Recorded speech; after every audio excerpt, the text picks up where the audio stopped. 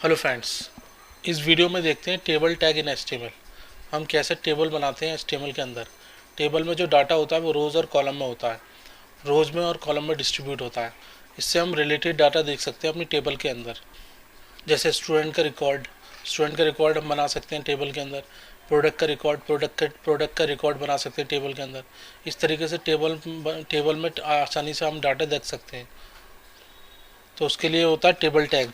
Table tag use होता है table data के लिए, टेबल बनाने के लिए। तो ये क्लोज टैग है, हमने स्टार्ट किया, क्लोज किया।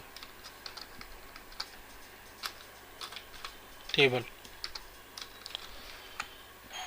टेबल के अंदर पहला टैग आता है टी हेड।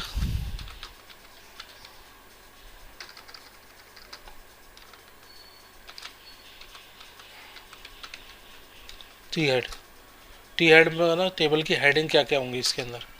टेबल की हेडिंग हम रखेंगे इसके अंदर, टी हेड के अंदर। तो इसका आउटपुट पे कोई ब्राउज़र को कोई फ़र्क नहीं पड़ता, लेकिन इससे ये पता चल जाता है कि इतने ग्रुप में हेडिंग रखी हुई है। टी हेड के अंदर हम हेडिंग रखते हैं। उसके बाद टी हेड के अंदर हम टेबल रो आएगा, टेबल रो। फिर T H for table header. इसके अंदर हम बनाएंगे serial number, table heading close, next table heading name,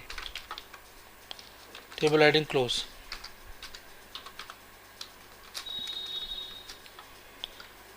उसके बाद आता है मार्क्स,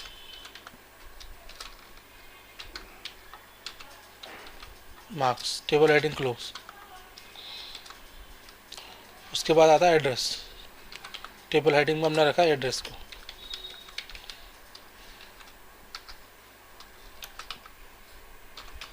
टी एच, फिर टेबल रो क्लोज। इस तरीके से हमने टेबल हेडिंग बना दी।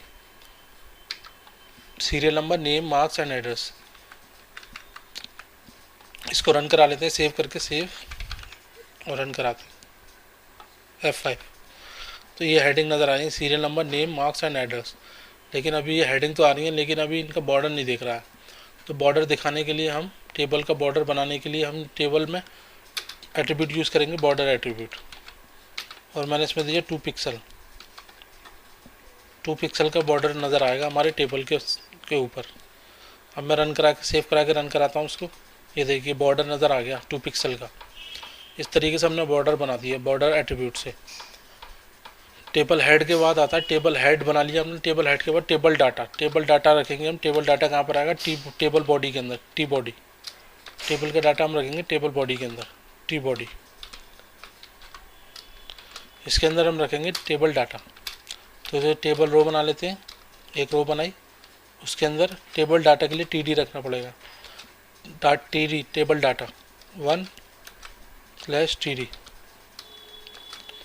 इस तरीके से एक और TD बनाया टेबल डाटा।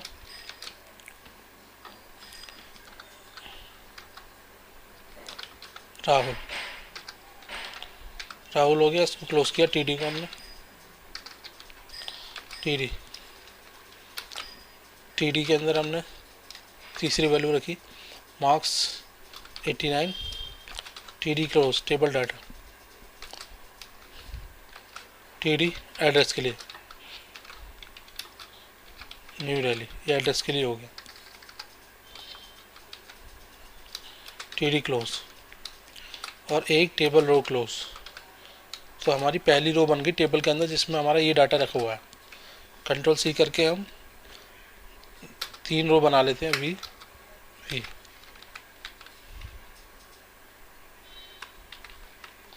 दूसरा serial number 2, name Rajesh, marks 96, location address New Delhi, Rahul Ravi, marks 88, address Mathura.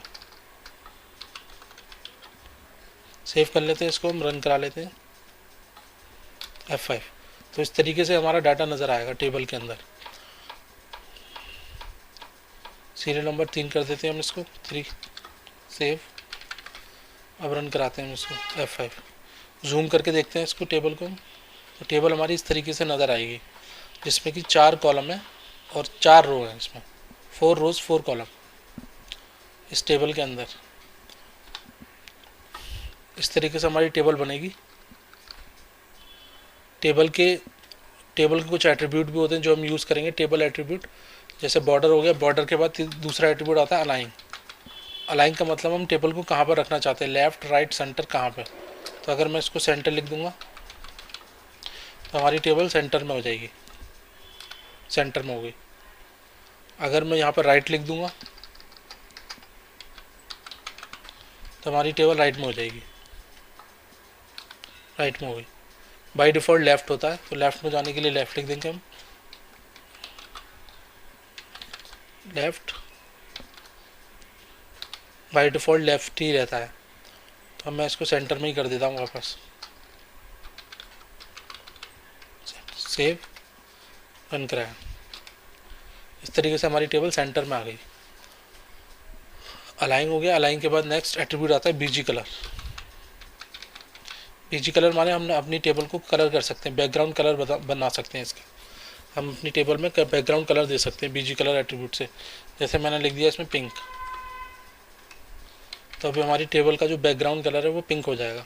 इस तरीके से पिंक हो गया। बीजी कलर से हम कलर दे सकते हैं अपने टेबल का। उसके बाद नेक्स्ट एट्रीब्यूट आता है cell padding. Cell padding, cell padding का यूज़ करते हैं हम कंटेंट के अंदर, सेल के अंदर स्पेस लेने के लिए। जो कंटेंट है उसमें स्पेस आ जाए, उसके लिए हम यूज़ करते हैं सेल पैडिंग। इंटरनल स्पेस के लिए यूज़ करते हैं हम। जैसे मैंने लिख दिया 10 पिक्सल। सेव करता हूँ, रन कराता हूँ। ये देखिए कंटेंट जो रखा हुआ है उसमें स्पेस आ गई 10 पिक्सल की, सेल पैडिंग के अकॉर्डिंग। सेल पैडिंग के बाद आता है next cell spacing.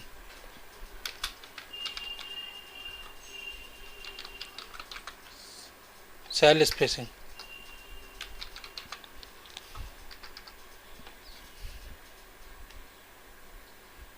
Cell spacing.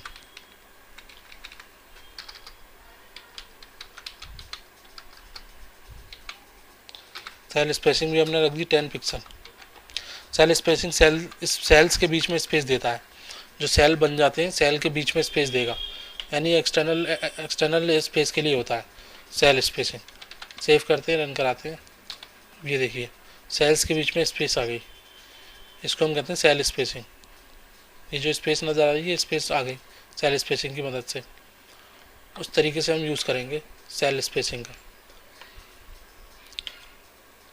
उसका नेक्स्ट एट्रीब्यूट आता है विड्थ। हम अपनी टेबल की विड्थ रख सकते हैं, जितनी विड्थ रखनी है। जैसे 500 पिक्सल रख दी मैंने।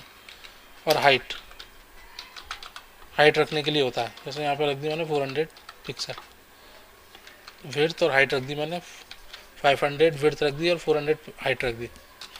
ये इसकी विड्थ और हाइट हो गई। इस तरीके से विड्थ नज़र आएगी हमारी टेबल की।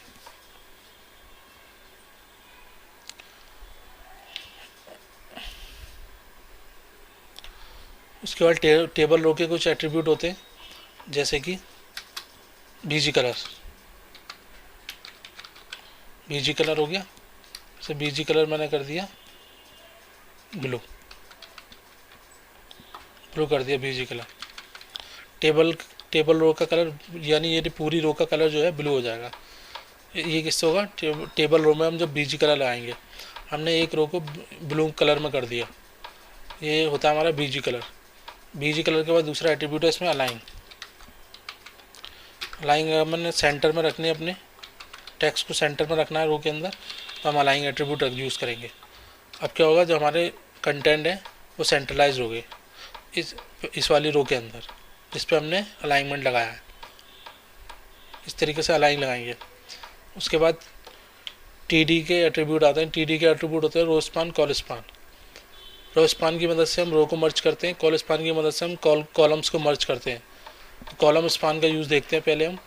सपोज दैट एक रो और बना लेता हूँ, T R T D slash T D.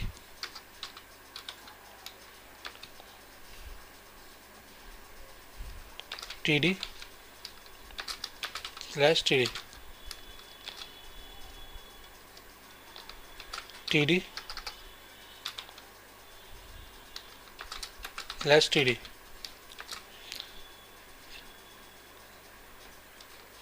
T D slash T D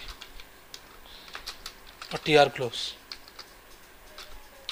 इसको मैंने बना दिया, एक रो और बना ली हमने जिसमें 4 कॉलम रखे हैं। इसको क्या कर देता हूँ मैं 4, इसको कर देता हूँ रेनू,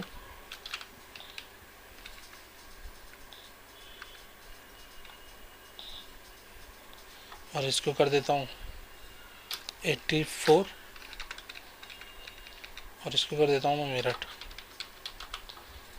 ये हमारी एक रो अलग बन गई। रन करा लेते हैं, ये कैसी बन के आएगी, इस तरीके से आएगी। एक रो और हमने ऐड कर दी इसके अंदर, उसमें 4 कॉलम है। अब इसको मैं मर्ज करना चाहता हूँ, मैं चाहता हूँ ये चारों कॉलम मर्ज होकर एक बन जाए। तो उसके लिए हम यूज़ करेंगे रो स्पान, सॉरी कॉल स्पान, ताकि हम चारों कॉलम्स को मर्ज कर सकें। कॉल स्पान यूज़ करेंगे तो यहाँ पर हम लगाएंगे col span equals to 4, col span 4 हो गया। 4 कॉलम को मर्ज करना है। अभी 4 कॉलम मर्ज तो हो गए हैं, जो एक्स्ट्रा कॉलम आ रहे हैं वो इधर दिखाई दे रहे हैं, तो मैं इनको हटा दूंगा। ये मैं हटा दूंगा इस तरीके से, और यहाँ पर मैं लिख देता हूँ टेबल फुटर।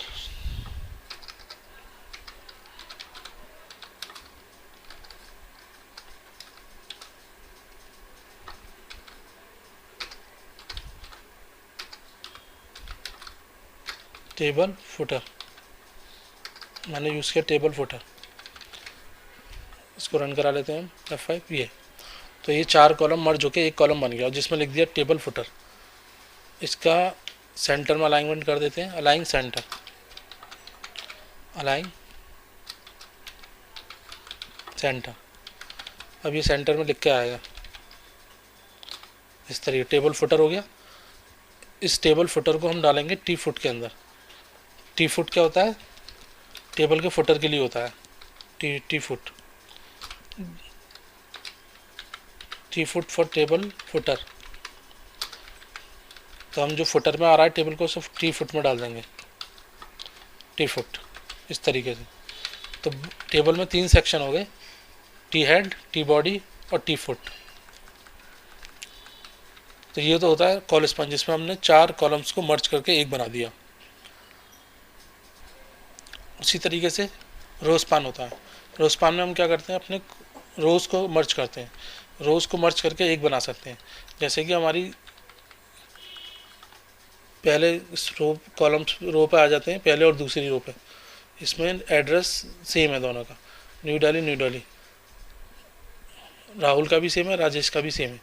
तो मैं इन दोनों रोज़ को मर्ज करके एक कर दूंगा। तो मैं इस पे लगाऊंगा रो स्पान, यहाँ पर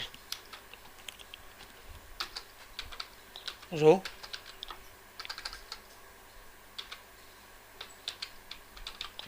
स्पान इक्वल्स टू 2। 2 कॉलम को मर्ज करने जा रहे हैं, इसलिए हम रो स्पान 2 लगाएंगे। उसके बाद मैं इसको रन करा लेता हूँ। यह आ गया रो स्पान। तो 2 रो हमने मर्ज कर दी, मर्ज करके हमने एक बना दिया न्यू दिल्ली रो स्पान में। इसके बाद हम न्यू दिल्ली को यहाँ से हटा देते हैं, क्योंकि ये मर्ज हो गया।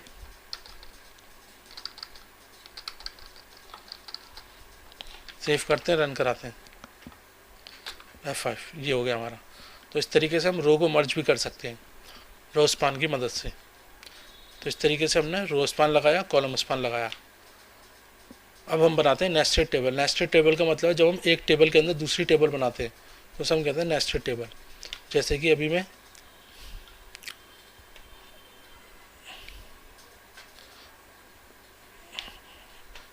यहाँ पर इसके अंदर एक और टेबल बना देता हूँ, राजेश की जगह यहाँ पर राजेश के नाम में एक और टेबल बना देता हूँ मैं यहाँ पर। टेबल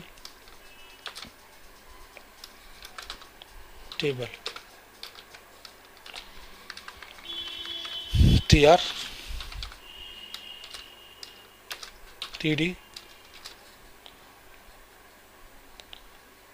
TD में लिखेंगे हम TD, इसमें हम लिख देते हैं nested NT1, nested table row 1, NT1, NTR nested row table 1, NTR1। उसी तरीके से दूसरा TD बनाता हूँ मैं, TD स्लैश TD,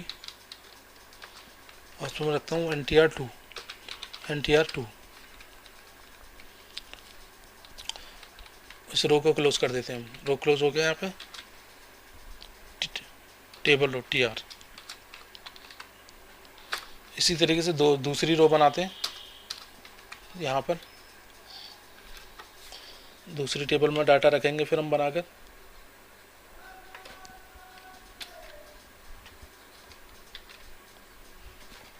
थ्री और 4, सेव किया, रन कराया। ये देखिए टेबल बन गई। राजेश के अंदर भी एक टेबल बन गई, हमने इसको नेस्टेड टेबल कहते हैं। जब टेबल के अंदर टेबल बनाते हैं तो इसे कहते हैं नेस्टेड टेबल।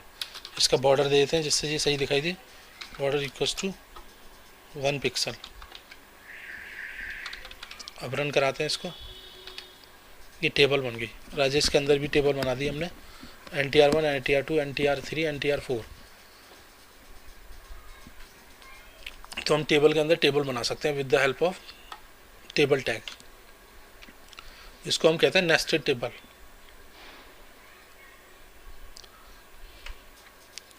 तो फ्रेंड, इस वीडियो में यही था। Thanks for watching.